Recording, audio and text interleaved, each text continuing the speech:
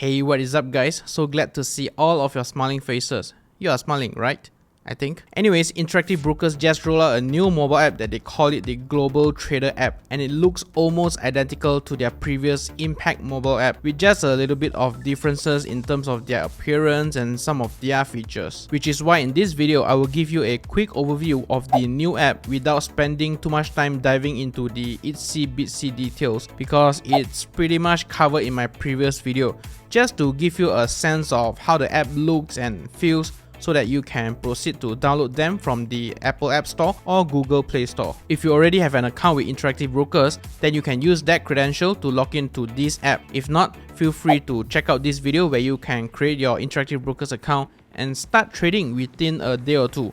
Okay, so without further ado, let's jump right into the app itself. Welcome back. I'm sure by now you are already expert with most of the features that Interactive Broker offers, so I'm just gonna briefly go through these steps. At this homepage, you will be greeted by your portfolio line chart that shows the change in the net liquidation value.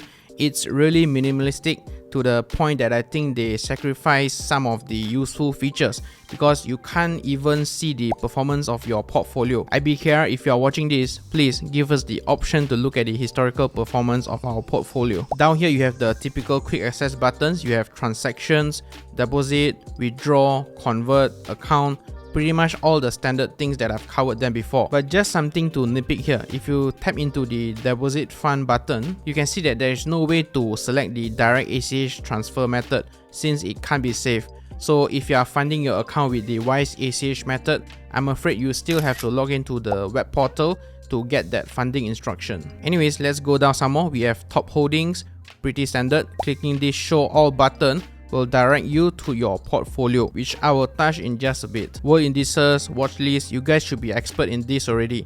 And similarly, if you click into this show all button, it will jump to the watchlist tab, which is something that I will cover in just a moment. Moving down, news, pretty standard stuff, but over here at this box you can click into it and it functions just like an Instagram story, where you can scroll through the news and any relevant ticker symbol, it will be shown down here, and you can click into it and it will redirect you to the relevant stock, just in case you want to check them out. Scrolling down the homepage, we have this refer a friend and get $200.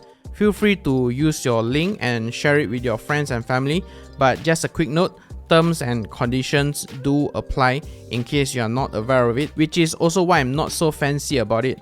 And moving out, we have this IBKR GlobalAnalyst, also a very useful stock and ETF screener that I've covered before in my previous video. Feel free to check that out. To the portfolio tab, again, very basic stuff, to the point that I feel it can be better, apart from just showing the value of the stock holdings, number of shares, and the daily change percentage. As an investor that buys and holds stocks and ETFs over the long period of time, I would find it helpful to be able to see my unrealized gains over here, but to their credit, you can still check that by clicking into your stock holdings and see more information on your open position in terms of number of shares, current market value, average price per share, cost basis of your positions, daily P&L, realized P&L, and unrealized P&L. And while we are here, it's pretty much the same with the Impact app as well. You can toggle between line chart and candlestick chart, and you can also choose them with different time period. And if you drag your finger across the chart, you can see the share price for any particular day. In my opinion, this is what we should have on the homepage so that we can have a quick glance of our portfolio return, right? Comment down below if you agree with me. I'm sure someone from Interactive Brokers is watching this. Scrolling down, we have the position details that I've just touched, calendar events, not sure why there is no data, market data, high level financials, company profile, analyst rating, and news.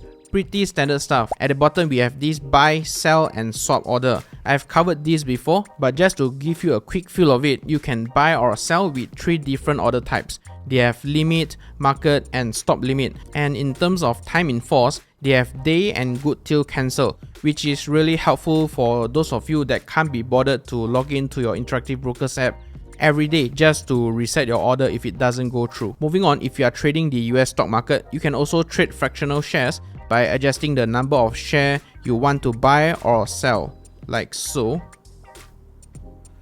And then you can also adjust them by scrolling through the scroll wheel on the right hand side. and select the amount of fractional shares that you want to buy. Last but not least, they have this extended hours trading. Again, I've covered this in my previous video. Backtrack a little bit, there is also this swap button where you can change any of your existing stocks in your portfolio for a stock that you want in return without waiting for the cash settlement period. So that's a nice little bonus feature that no other broker offers. Moving on, we have Watchlist, pretty much the typical watchlist that shows you the current share price and the daily change percentage.